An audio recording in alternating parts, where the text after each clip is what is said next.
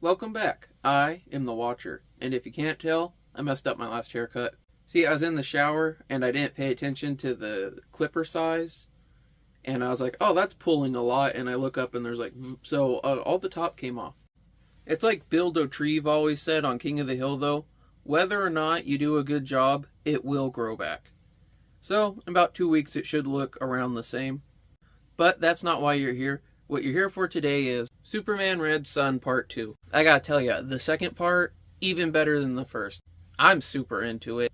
And it has a lot of things in it I'm real excited about that I don't want to spoil for you until we get to it in the story. But before we get to that, there are some trigger warnings. Again, this story does deal with the social political climate between the USSR and the USA during the Cold War.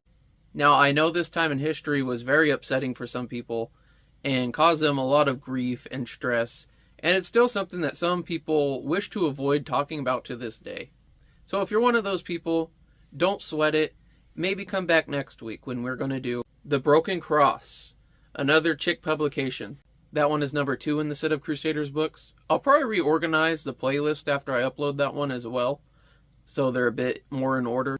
And I'll keep doing that as I fill in some of the ones I missed. Now that I know there's one large, continuous story, I hope it's a lot better than the last Crusader book I did, because I'm a little scared after that one, to be honest. But most of them are just goofy and weird from what I've seen. So hopefully this one will be on brand with that and not be as traumatizing.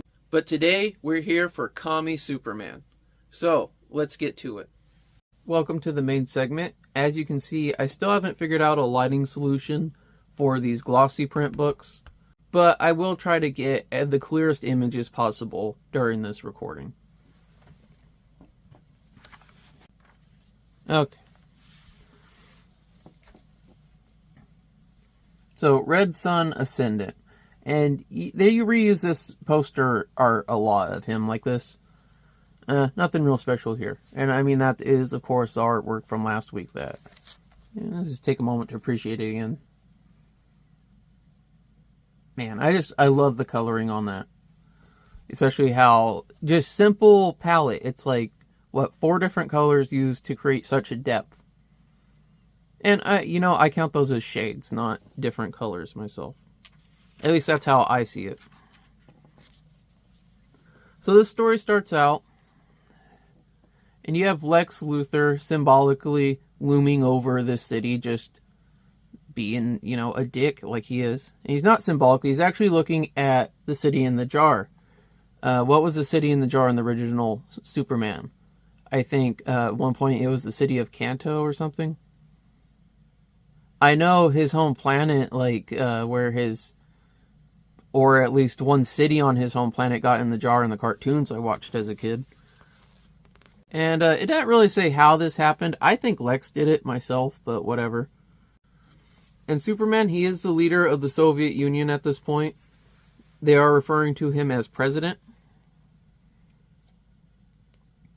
And Lex Luthor's like, well, I don't know how he did it. You have to go get the brain core for Brainiac, or I'm never going to be able to get these people out of the jar, Superman. And I think this is all a setup later, but you have this cool panel of him just bursting through that ship and just getting... Yeah, he tells them it left Earth's atmosphere two hours ago, and he just zips up there and booms right through it. And this is I love this picture right here. It's probably one of my favorite pictures I've ever seen in all of Superman, but he'll go on to talk about it later, and he's like, oh, I made sure to back things up off his computer. And it's like, how? How when you just smash through that thing in a second? You made the zip line? Did you just go back and do that for fun? So he flies in with the brain. He's like, game over, Luthor. And Luthor's reply is the snarky, 58 seconds? You're slowing down, Superman. Brainiac's ship was only 45,000 miles away. Surely advanced mileage isn't catching up with the Russian mighty man of tomorrow. And he shows him, he brought him the central processing unit. And Lex Luthor gives him the jarred Soviet city back. Oh, by the way, the city in the jar, let's go back to that page. I'm sorry about this. This is Stalingrad, which is modern-day Volgograd. Just a little context. A very important city at this time in history. So you have Superman flying off, and if you look at this newspaper here, it says Kennedy grants Georgia independence. And they're not talking about the country. They're talking about the state. And he's being snarky because he flew off, and he's acting like a superior dickhead, and he's like, no, I wanted to do that. And he's calling in some of his builders, and he also shocks this guy he's playing chess with, because I guess he made a bad move. He's just being a dick. He's just an all-around dick. He's just more of a dick in this one. And then you cut back to Russia. And I want to point out here on the statue, yeah, he's got a bulge. It's not like Luke in the Team America comic we did last week. I, for one, appreciate more realistic anatomy in art. Now, you have this guy, and he's just walking along, and he hears someone talking bad about Superman. We're like his pets, animals in a cage. He might feed us and shelter everyone, but we're never going to be free while that monster's running the show. Go on, ants this guy in this soldier's uniform. I mean, nobody wants problems like we had in the past. But sometimes I wish this Batman character would blow the whole system apart. And yeah, you heard right. We got Batman, bro. We got Batman. That kid screaming that his parents get shot while the bats went by and the giant bat shadows looming everywhere. He's Batman. Just to see what things might be like without some all-seeing big brother watching over us again. You know what I'm saying here, comrade? And then the mysterious guy that's probably definitely not Batman walks up to him. Dangerous talk, my friend, especially when you're criticizing a man with super hearing. He's like, what do you mean? There's no law against conversation, is there? Not even Superman's going to punish me just for voicing an opinion. And that's a little concerning. They still feel like this. Isn't Superman supposed to be Superman, after all? He points out, incitement to disobey is all it takes to be turned into a Superman robot these days, young man. Keep your thoughts to yourself while you still have a collection of your own. And it shows this guy all like kind of doped out. He's got that weird thing on his head. I missed a page.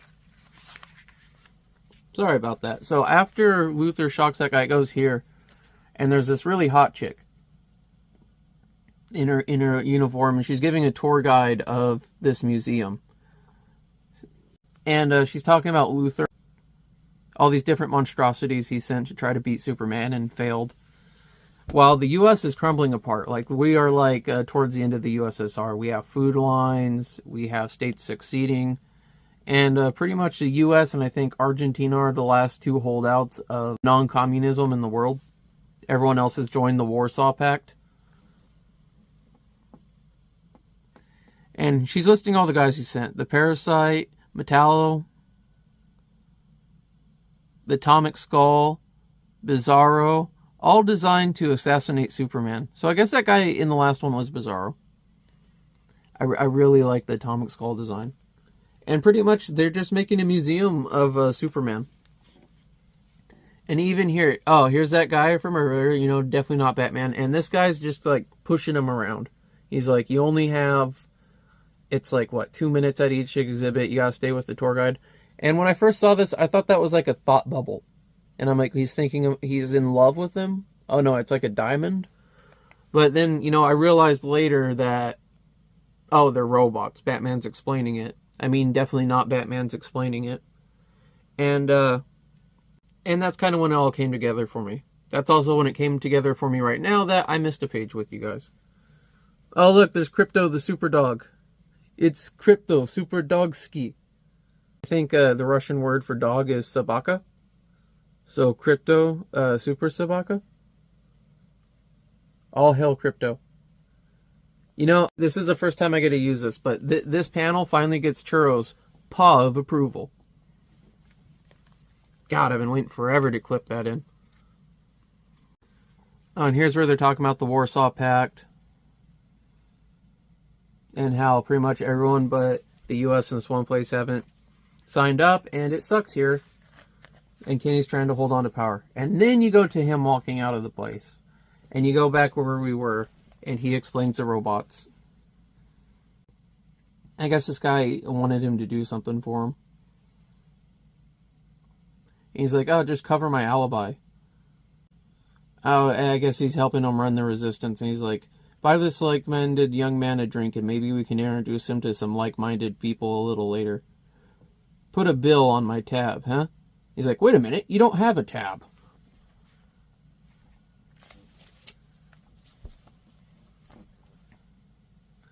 You have like the statue of what looks like Superman and Wonder Woman. And Batman is Batman now. And he's making this announcement over the PA. I think he's in the museum.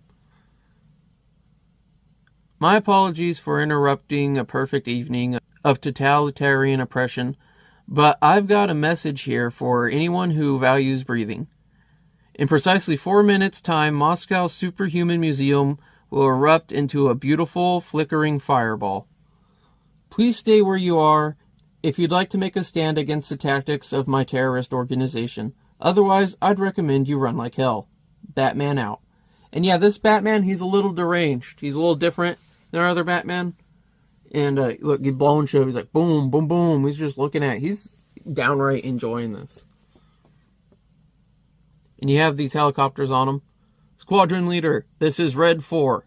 We've picked up movement on the rooftops east of Pushkin Square. Moving in to investigate. Roger that, Red 4. Keep us posted. And he flies in, he spots the bat. And he starts running. And he starts shooting at him. Chicka, chicka, chicka, chicka, chicka, chicka, chicka. Sounds more like a helicopter sound effect than a gun. And you know, Batman's doing his Batman shit. He's leaping, he's dodging. You get this beautiful swoop scene here. And he's literally outrunning a helicopter. And then you have Superman thinking about how cool he is, you know. Batman, a force of chaos in my world of perfect order. A dark side of my Soviet dream.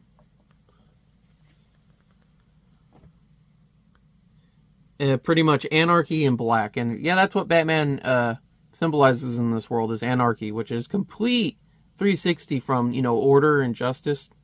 Although he does get justice through chaos, so maybe it is on brand for the Bat. Love this picture, though. So he hooks that big Superman emblem, and he's swinging around. And they think they got him. And it looks like he's injured. He's fallen, right? He's about to hit that car. And clunk, he crashes into the roof.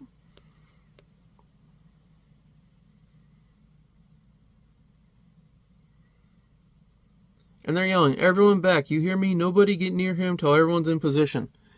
You got these guys all masked up coming out. Right, team 7, 8, 9, 14. We need a perfect circle around us and everybody focusing their sights on this lunatic. Are we clear? Crystal clear, sir. Everybody's right behind you. And they go up, they lift up the cape. And it's a little dummy. It's got a funny face on it. He's got a little Joker to him, this Batman. And they realize they've been duped, and they're like, damn it. So yeah, he threw off a body to distract them while he got away. And then you cut to Pyotr. You know, the captain from the last one, the illegitimate son of Stalin, who hates Superman. And he goes to Superman, who is spending his time carving a statue, because I guess that's the best thing he could do for society at this point. And he's cussing him out. He's like, we had Batman exactly where we wanted him. He got away because of you. What the fuck were you doing? He's like, we could have killed him. Superman flies down off of his high horse onto another high horse, and he's like, no, there must be no killing, Pyotr. You might run the KGB, but I'm the one who runs the country. This utopia will not be built on the bones of my opponents. That was Comrade Stalin's way, not mine.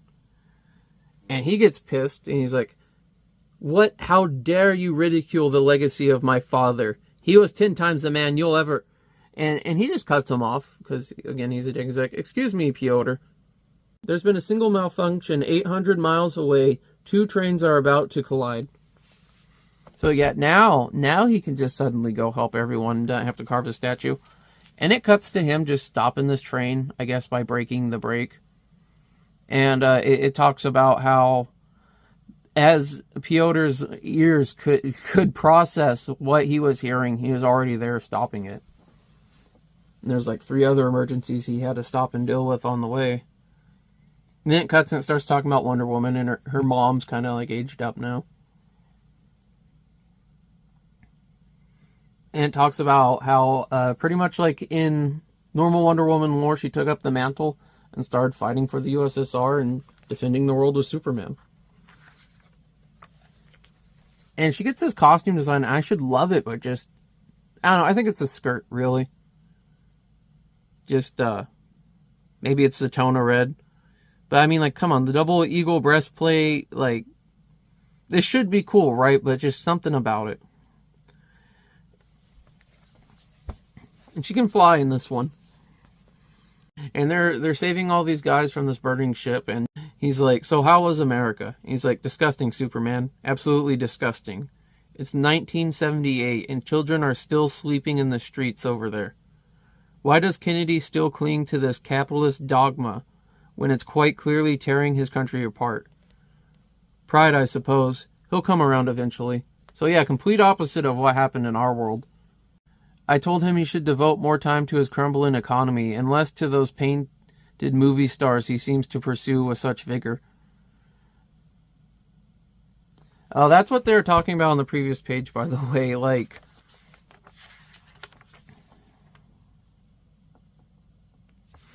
I'm just going to read how Superman put this. Princess Diana was perhaps the only person I could really talk to in those days, although she had taken to calling herself Wonder Woman by that point in time. An outstanding conversion to communism, Diana had opted to leave her Amazonian paradise and fight with me for equality in man's world. Armed with only a pair of magical bracelets and a lasso allowing her to dominate her foes, Diana became my international peace ambassador. And that's the part I want to focus on there. Lasso allowing her to dominate her foes became my international peace ambassador. Now, don't those two things seem a little contradictory? I guess it's like the whole speak softly and carry a big stick. Except in this instance, carry a binding weapon that deprives people of their ability to lie and dominate your foes for peace. Okay, so back to this. And they're worried the tanker's going to blow. And he's like, take it easy. Not while there's breath in my body. And goes and uses his super breath. Not laser eyes that make cold like in the last one with Bizarro. And Diana's like, you're such a show-off, you know that? And I absolutely love how this panel's drawn. And Superman's just like, sometimes I wonder if Luthor and the Americans are right, Diana. Perhaps we do interfere with humanity too much. Nobody wears seatbelts anymore. Ships have even stopped carrying life jackets. I don't like this unhealthy new way that people are behaving. There's nothing wrong with helping people, Superman. You can't just sit back and watch them die with your telescopic vision. You're being irrational. The KGB are always pushing me to take more and more control. But I feel like I'm already holding on too tight. Sometimes I worry the people don't even like me. Oh, the people love you, Superman. Some more than you believe. I really love how she's drawn in here. I'm a big Wonder Woman fan. And so you cut to this guy. It's Lois Lane's boss. And he's retiring and they gave him a bus to Caesar. And he calls her into his office. And he called her in there to be like, look here, doll, before I go out, it's a good stogie. I gotta be real with you. You know, you need to get those gams, you need to get you a man. And she's like, I have a husband.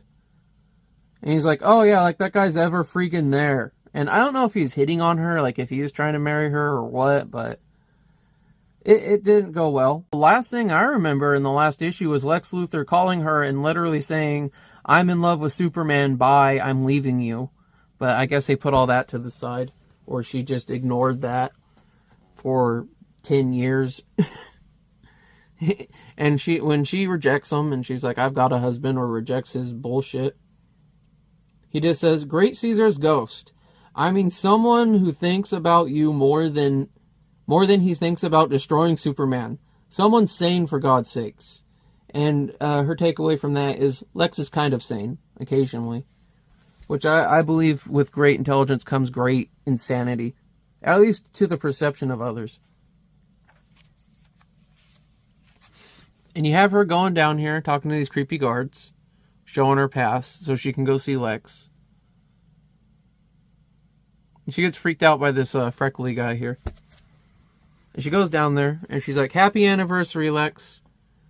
Here's to another 23 glorious years, darling." So 23 years after he said, "I'm leaving you because Superman's clone beat me in chest." And he says, "Lois, what a wonderful surprise. Apologies in advance for not buying you anything. But I've been reading 13 fascinating books this morning. And you know, if Lex is so smart, he seems like the kind of person that would have this shit in advance. If he cared. But that's the thing, he doesn't care about her. He's like, "Leave the usual present on my desk. And you have my word that one of my assistants can open it later, sweetheart." That's what she stuck around for. And she's like, "Who was the redheaded guy? He looked familiar." He's like, "Well, he shouldn't have. That's Minister James Olsen. He's the Pentagon's anti-Superman advisor. And probably the next director of the CIA. And look, he's got these weird, they look like the lights you put baby chicks under to keep them warm. Olsen commissioned LexCorp to develop this, what I think could be a most effective anti-Superman deterrent yet, using information received from the sympathizers in the Kremlin. So someone in the Kremlin is working with, the anti-Superman group. I wonder who it could be. And he's like, "This is what you're working on now?" He's like, "I'm sorry, that's classified. I know I showed this all to you and whatnot, but shut up." He's like, "Speaking of which, JFK and Norma Jean are joining us for dinner tonight. Apparently, Jack's got some UFO business he said I'd be interested in." "Oh, Lex, don't you ever stop. This was supposed to be the one night of the year we always guarantee we're going to spend some time together." He's like, "You don't understand, Lois. Jack tells me Brainiac and Superman aren't the only aliens who visited Earth. It seems another crash in Roswell, New Mexico, back in 1947, and the United States of America have an extraterrestrial of our very own." And he's like, "Yeah, I'm sparking one up. I look like the shit." Wonder why he's got communist Superman cigarettes, but... And he's pretty much talking about his plans, talking about the stuff he's done to get samples from Superman and whatnot. She's like, "Listen, bring Norma Jean and Jack to dinner if you want, Lex. I'm not sure if I even care anymore." "Oh, of course you still care, Lois Luthor. Why else would you have chosen to live alone all these years, eh?" "I guess you're right, Lex. Maybe I'm just a one-man woman." And, Superman's in the background like, "Yeah, I'm going to hit that after 23 years. And he's reflecting on how happy he was and how simple stuff was when he's with Diana doing this kind of stuff, like talking to these little, Soviet scouts. "I could monitor life on other worlds and watch electrons in their internal orbit, but sometimes I was so blind." And he's talking about Diana here, and he's just like focusing on her. So what's going to happen to little Diana? Meanwhile, in Moscow. Yeah, so Superman, he was saving people from a space station as it exploded when he's talking to those kids there. And the whole reason he did it is because Superman spotted the Flash on the surface as the oxygen reserve caught fire. This guy's funny. "Personally, I don't think we should be spending money on a space program when there's Americans going hungry out there. What do you think, sir?" "I think nobody like you doesn't need to be convinced, moron. Now shut up and get me to the theater before I have you shot for insolence." And, yeah, he hates Superman. He don't want to hear about how cool Superman is. So he starts driving like a dick. "For God's sakes, man, are you trying to get us killed?" And he's like, "Believe me, Commander, you're going to die a lot more painfully than this." And he straight up just drives him off the freaking bridge. Like, this guy's suiciding him. Or is he? And now he's dragging him off all under the water.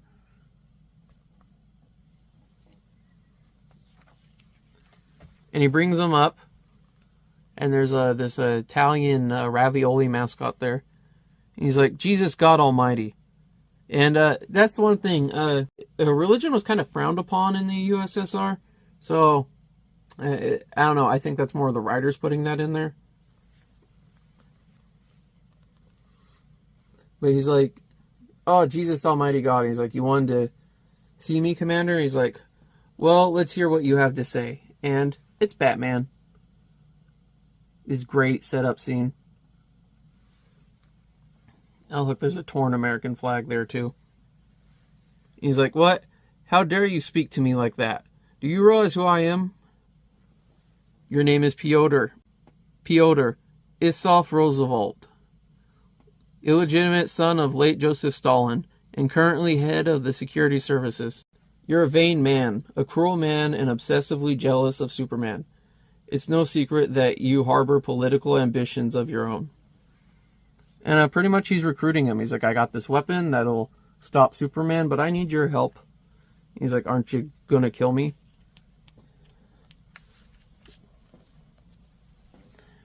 And, you know, he's just he's giving like the bad guy monologue because he's kind of the villain. He's taking a drink.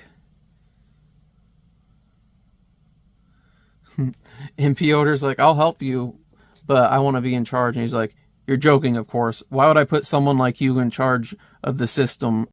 You'd be twice the monster Superman is, 10 times as bad. And he's like, you think you're going to get better? That's essentially what he's saying. He's like, it's the whole, do you want to be good guys or do you want to save the world speech? And then Batman's reflecting on him killing his parents. And he's like, okay, it's a deal, but understand this. Once Superman is dead and buried, I'm coming after you so hard and so fast that nothing on this earth will ever be able to stop me. He's like, I swear on the memory of my mother and father, you're going to follow him to an early grave. And he tells him, you mean you can try? And it's literally been 23 years. Like, I think you could have if you wanted to. There's these fireworks going off, this beautifully drawn celebration. It's Superman's birthday, and they're like, yay, President Superman. Like, you haven't seen Diana, have you, Tony? She was supposed to meet me back at the Parisodome hours ago. I don't know what a Parisodome is. I will look it up and post the answer right here. Oh, I wouldn't worry about her, Superman. As far as I recall, Wonder Woman's more than capable of looking after herself. Wink, wink. He's like, this little guy, he's like, it's great, isn't it? Superman's going to be so pleased with this fireworks display I prepared over Red Square. I honestly can't wait to see his face when that fabulous chest symbol of his lights up the skies over Moscow. And Pyotr's just like, oh, for God's sakes, give it a rest, Sivana. You really had more dignity when you were Lex Luthor's test tube cleaner. You psychopathic little turd. Just indignation. And then there's a Wonder Woman's mom. Pardon me, darling. I don't mean to be rude, but there's something I've been meaning to ask you.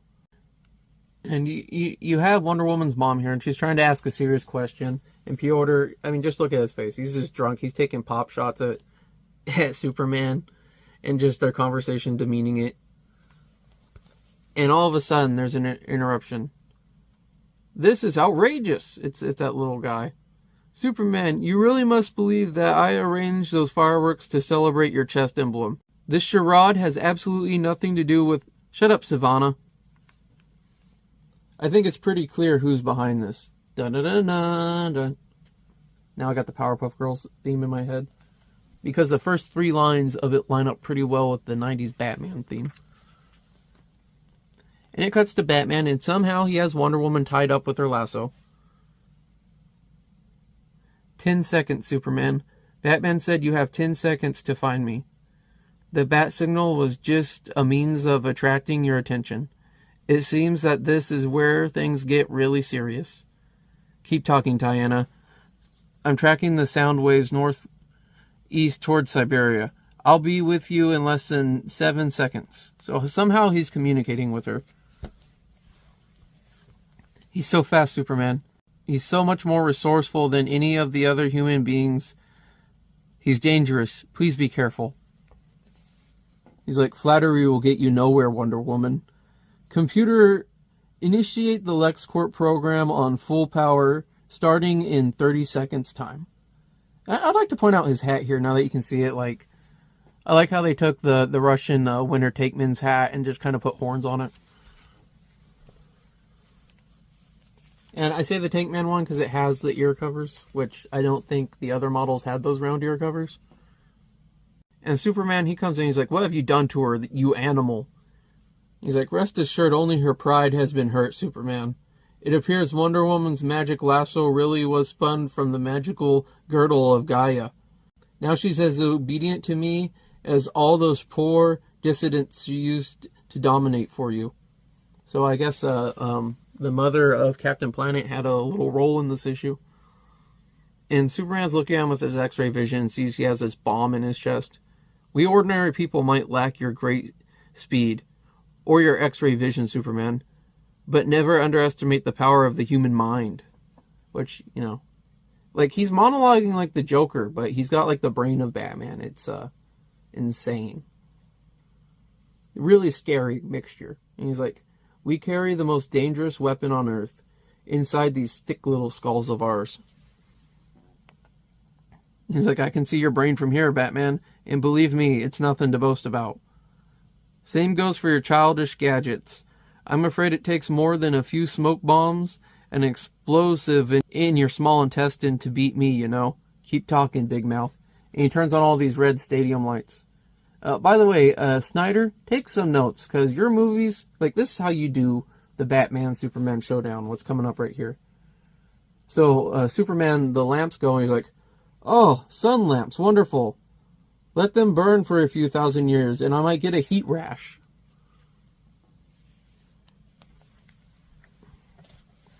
And then Batman starts beating the shit out of him.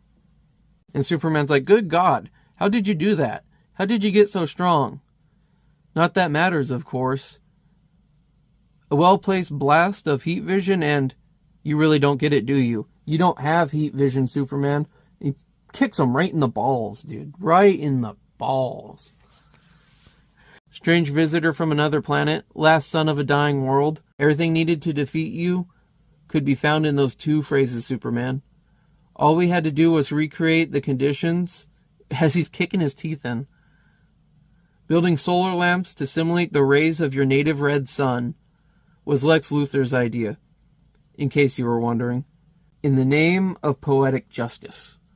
And so, yeah, that's the thing. He's got these lamps, and this is the thing that always bothered me about Superman. And not just like with these lamps, but with the kryptonite. Every time he gets around it, he's like, oh, I'm so weak. It just turns him normal. It doesn't like kill him. It's not draining his power. He's just not Superman anymore. He has like normal human power. But he's like making fun of us. He's like, oh, I'm so pathetic. And it's kind of like those people you see that just drink Starbucks all day and have no energy, and their room is just a freaking mess. Yeah, I guess it turns Superman into one of those. He's like, oh, I need my Starbucks. Ugh. And yeah, fucking Batman beats the crap out of him.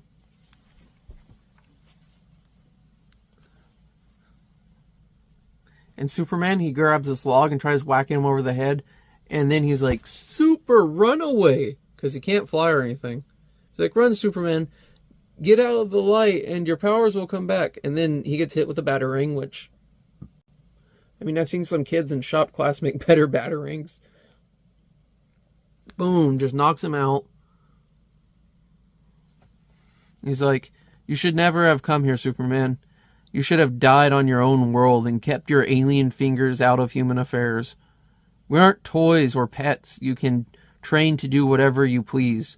We're people, human beings. Maybe now you'll appreciate what that means. And he just throws him in the little cell he made for him. And it's just in this cell with everything he needs to survive and red lights. And he's locked in there. Wonder Woman says, great Hera, you can't condemn him to spend the rest of his life locked in there like an animal. What's the alternative? Just putting him out of his misery once and for all? He can't be allowed to interfere anymore, Wonder Woman. Locking him up is the only humane solution. So still, he doesn't want to kill anybody, you know. He's still Batman in some regards. He's like, Diana, can you hear me? Please listen carefully, because what I'm about to ask you is our only chance against him now. He's like, as long as I'm trapped down here beneath the red sun's rays, I'm powerless. But there must be some kind of generator out there providing the electricity, Diana. I need you to find it and destroy it. And it's like, dude, she's tied up. So she's trying to break the lasso of truth. And she does it because, you know, she's Wonder Woman. And I question how she got her ass kicked in the first place. I imagine they just betrayed her and got the jump on her. And Batman tries running up to her, and she just like, she's like over the shoulder, boom, like, get off of me, get your hands off of me, running off. Wonder Woman, no. Get the hell out of my way, little man. Just boom. Which, can Batman beat Wonder Woman? I'm going to bring this moment up again and again. And people will say, that's an alternative timeline. It doesn't count. Really? Because he just got the shit smacked out of him. And he's at base power. And she's freaking run ragged. So, boom.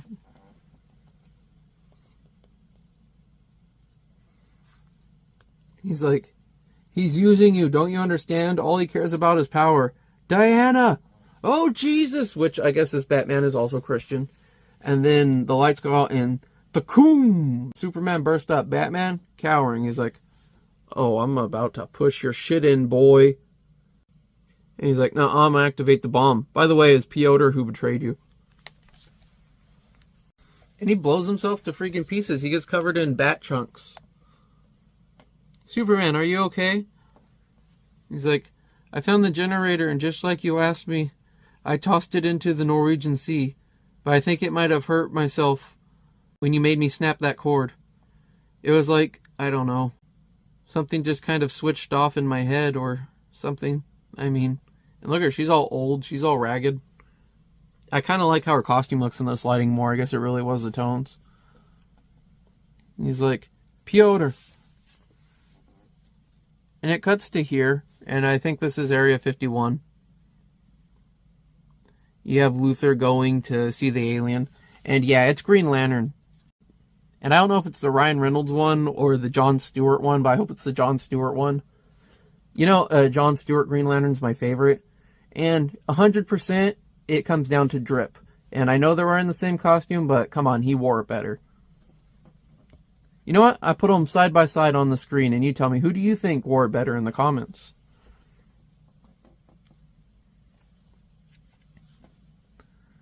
He's explaining to him, he's like, well, there was this lamp we thought was a decoration, but then there was this ring, and he wore it on his third finger, but we can't figure out what it is or how it works. And he's like, dear God, Jack, are you really that stupid? He's like, what you're looking at here is a weapon, old friend. Like, Lex gets it right away. He understands what it is. And then you cut back to Russia, and there's this great poster here. I can't tell if that's Stalin or Superman. Honestly, I wish they would have gave him a mustache. You know, Superman with a mustache looks a lot better.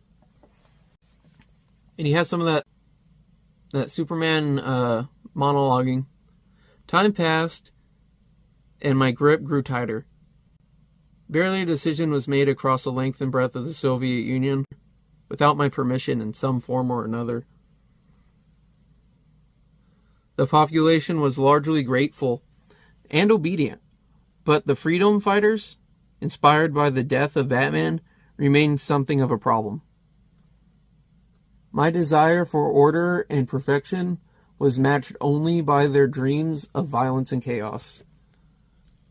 I offered them utopia, but they fought for the right to live in hell. Which, yeah, monkeys like freedom. You know, more than anything else. You think Frieza didn't get that? No one gets that. Like, we'd rather be in our own hell than a created utopia. Also, if you're familiar with the utopia experiment, that could be potentially problematic. I guess it's like Batman in here is again a bit like Joker in the movie, and that's an idea. It's a mantle for someone to take up. And you know something? I don't think he's wearing hockey pads. You have Diana, and she's just this old lethargic woman in bed who can't do anything anymore. And you have this tour guide here. And she's like, where have you been? I heard they'd replaced you, but there's no official word why you'd even been fired, sir. All I heard was that you'd gone missing for 6 weeks, and it's Piotr. And he turns around, and he's just deranged. I mean, like, look what that robot thing does to him. Even his eyes are stitched up. He's like, what? Spent a little time in hospital. Quite true, dear Lana. Quite true. And this is, I think, the first time he smiled in the whole series. You might remember in the first one, he was very drunk and suicidal. You know, it's funny, Superman saved him in that moment, but still ended up putting a hole in his head, I guess. She's like, oh my God, are you okay, Commander? It's like, no. And then it cuts away to this, to him walking her in here. He's like, actually, I'm feeling much better. Thanks for asking. But if you've come here looking for Superman, I'm afraid he doesn't live here anymore, my dear. This is a new command center where Moscow's day-to-day affairs will be controlled by Superman's reprogrammed Brainiac machine. So yeah, I think Lex Luthor is totally going to take this thing over. And he's talking about how he's building a fortress. Secluded fortress. A fortress of solitude, if you will. And that's where it ends with he's watching you. It's getting very creepy because it's like, it's building more on the dark themes of where this story could go. And that is the second part of Red Sun. And I really enjoyed this and I really look forward to making this video. But without any further ado, let's get to the final thoughts.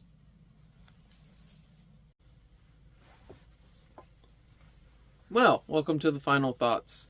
Yes, I did keep the spin in there.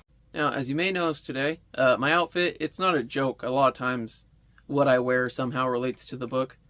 I've settled on a default outfit. This is going to be my default outfit for the videos from now on.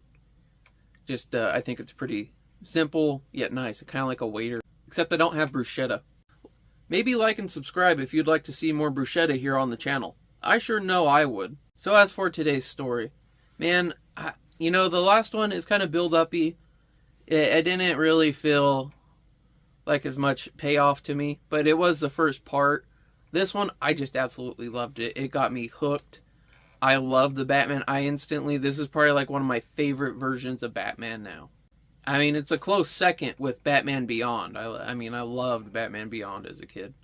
Need to start collecting those comics here soon. But I really like the development of the story. And I like how they skip forward a few years and they're showing the evolution kind of the society. But as I also touched on some of my comments earlier, they kind of skip over the parts I'd like to see. Like, why are you telling me about all these battles he fought? Why not show it? At least have like a panel where he's doing the... And the guy's like, you know, the punch. Maybe I'll video edit that together, like, put it right here. And if not, I'm just going to be holding my fingers up like a cracked out director stereotype from the 60s. Yes, darling, you look beautiful. I'm sure you look lovely, by the way. One thing I really didn't like about the story was kind of Wonder Woman's character. I mean, I get it, it's a Superman story, but she seems to be getting sidelined. And a lot of her, like, personal traits kind of just glossed over. So she could just kind of fit in here at Superman's side and be like, oh yeah, I'm your girlfriend. I don't know, they're kind of being a little will they, won't they about it when it's like, well, clearly they are. I don't blame them, though. Like, who else are they going to relate to? Who else can they talk to that's going to be anywhere on their level? Kind of like Eve and Mark's relationship in Invincible. I'm really excited to see what happens with the Green Lantern thing. You know there's going to be some big showdown. The third book, like, I don't even know what I expect the ending to be. But you'd really have to fudge it up, because it's just, oh man, I'm like edge of my seat right now. Like, cannot wait till next month to do that episode and get to read this and make the video for you. Another thing I really liked about this issue was a lot of the coloring, a lot of the action scenes they did have. Just the way they laid out, like that one where Wonder Woman was flying up in the clouds. Just how she was center of that page and like everything else was drawn around her. Just, it's a very beautifully made comic. This is probably some of my favorite comic art I've covered on this channel so far. I think part of also why I like it is because it's very different. And it's funny to me how much I love the Wonder Woman parts, but at the same time I kind of don't like her costume. But I don't know, it's like I should love it, but at the same time I'm like, I don't know, it's something about it. Well, I hope you enjoyed today's video, and I hope to see you here again next week when we do The Broken Cross, starring our boys, the Crusaders. And until then, I'll be here to remind you that once again, Captain Planet could not beat Superman. Hello, I'm coming back because I really like that closer and I wanted to use it, but I had a thought afterwards. Captain Planet, he definitely could kick Batman's ass in here. I mean, I'm pretty sure. And that's going to piss off a lot of the Superman versus Batman people, but you know what? I'm a Batman fan. You think I'd be wearing all black right now if I wasn't a Batman fan? I love Batman. But I'm also pretty realistic in his abilities. And the Batman in this comic would absolutely get his ass kicked by Captain Planet. I mean, they kind of just give him a little handy storyline wise, anyways. Like, how the hell did he get Wonder Woman? It just skips to, like, yeah, I got her lassoed with her own shit. Okay, how does that happen? Did you sneak up on her when she was asleep, you freaking weirdo? Anyways, I just had one final thought. I'll see you here again next week. I hope you have a good one.